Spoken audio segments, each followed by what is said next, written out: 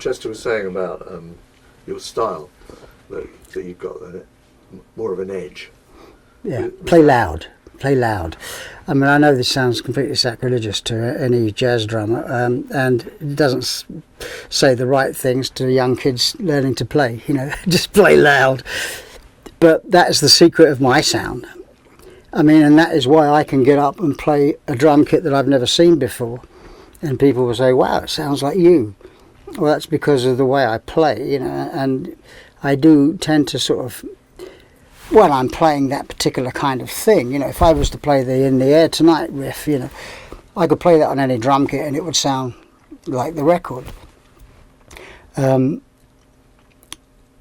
Because that style, a lot of it is in my technique, if you like, or lack of it. But, you know, obviously, I mean, I've played with all kinds of artists, and I've played some stuff with John Martin, which is very sensitive stuff, you know. So and I have drum kits for different occasions. The Genesis stuff, it tends to be the concert toms, which is one head, no head on the bottom. You know,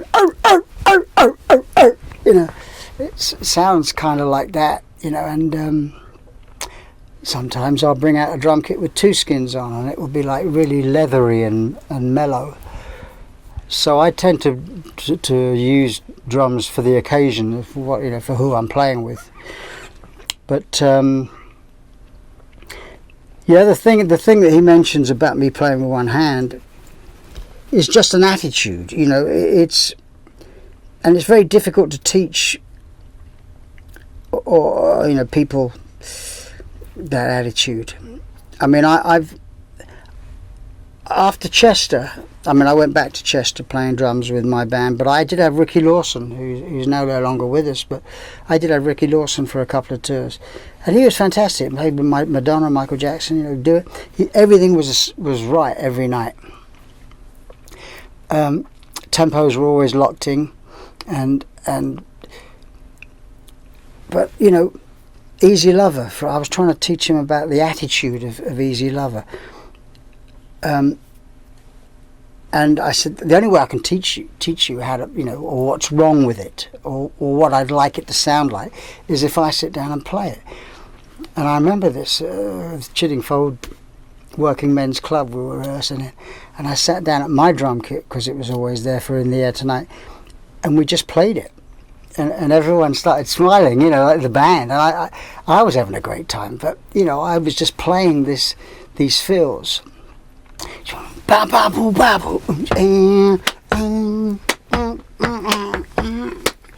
know, and it was just an attitude towards it, and it wasn't just hitting the tom-tom in the right places. It was really,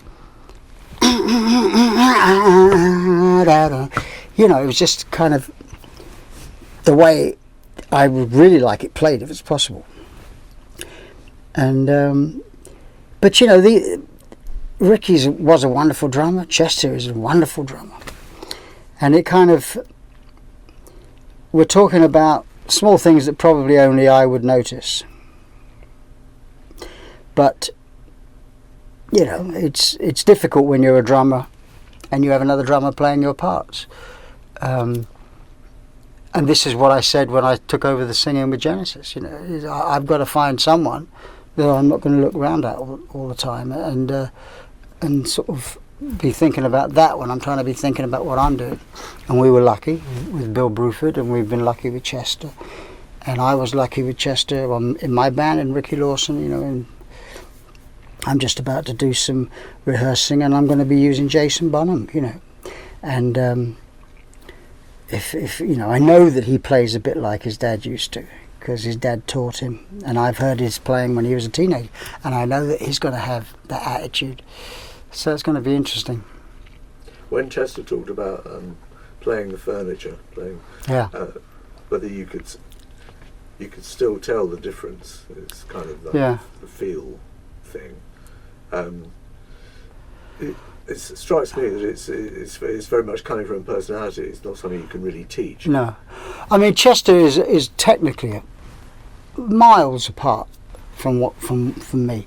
you know, technically he sits there and plays in his natural habitat, you know, when he's warming up or he's playing the sound check before we all start playing a tune, you know. It's like, you know, he plays this wonderful stuff that I could not do. Very intricate jazz, you know, like he did with Weather Report. And you know, and then it's like, okay, back on your heads, you know, and he's technically far superior to me.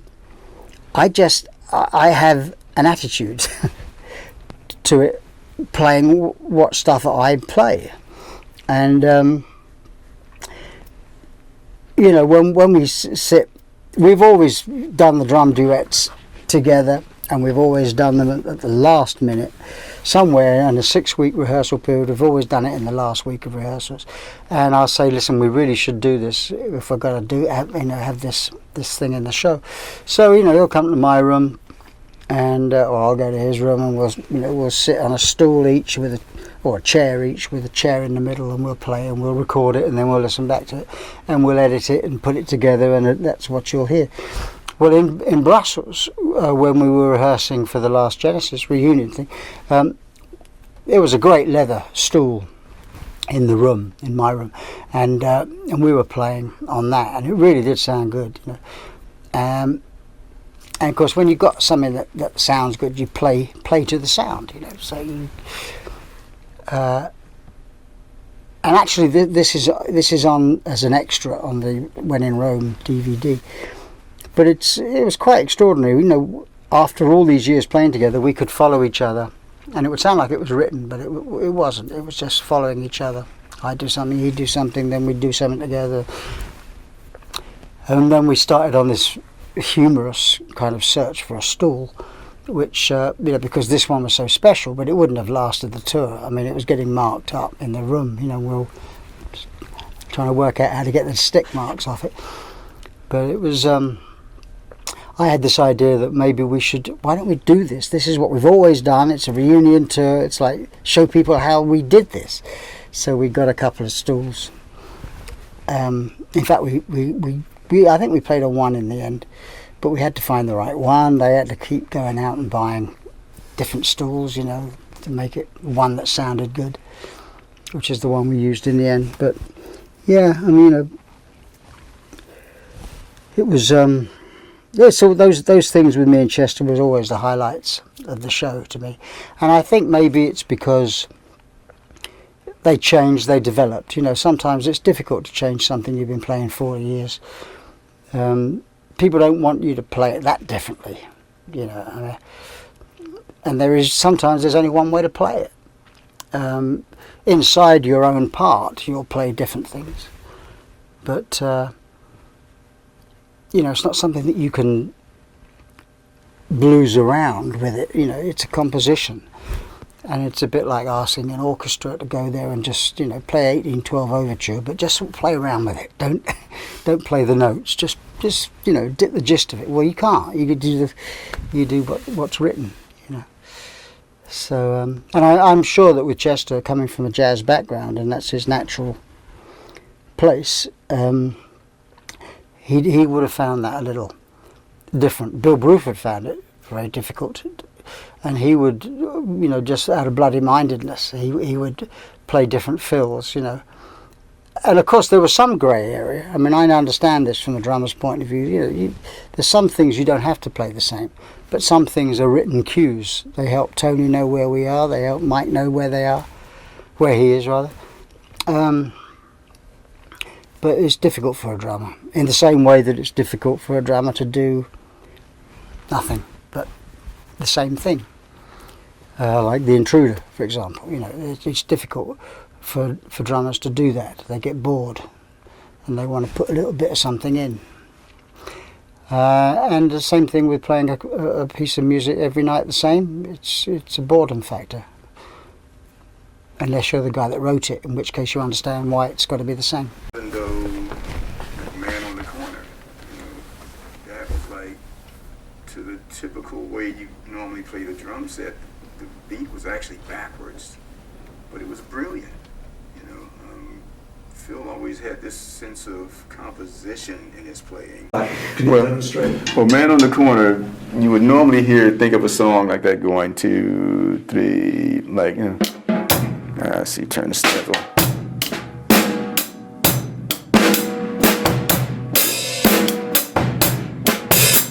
And he went 2, 3, 4.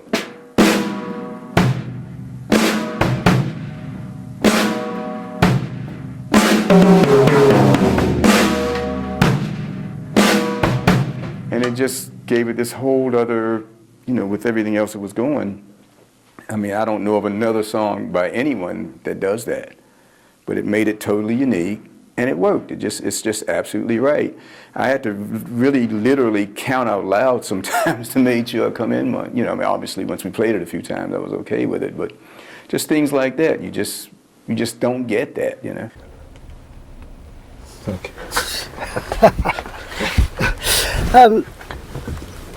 Well, everybody used to have a problem with In the Air Tonight and Man on the Corner,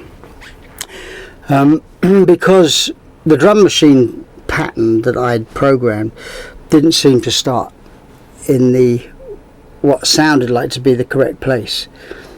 There was nothing on the first beat. And I think that Chester actually, in that description, by saying that I was playing things backward, I mean, albeit complimentary, I think actually had the drum machine thing backward because I was playing forward.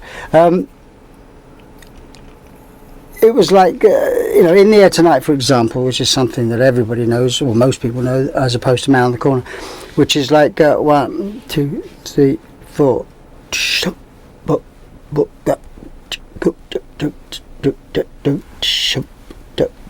Now, there's nothing on 1 apart from the. And if you kind of join it without knowing where the beginning is, you end up with the backbeat, in a different place. And even fantastic musicians that play in my band have to kind of look at each other to make sure we're all on the same beat. I've lived with it and I wrote it, so it's a no-brainer for me. But a lot of people have mentioned that, and I kind of have let it go by because I don't, to me it's natural, but to other people it has not been natural. And Man on the Corner, which is one.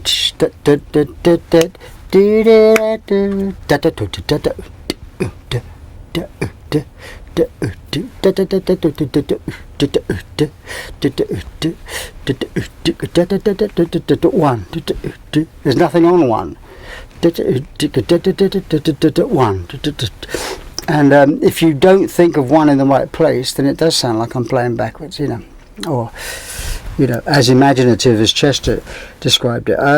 Because to me it was pretty straight ahead. But I'm flattered if someone thinks that there's more going on than that. But I don't think there was. It's true that people do have to count out loud, but maybe that's his point in a way, is that it's kind of you don't necessarily see it as unusual. Yes, I see that. Yeah, it's just coming out of your, It's outside the box.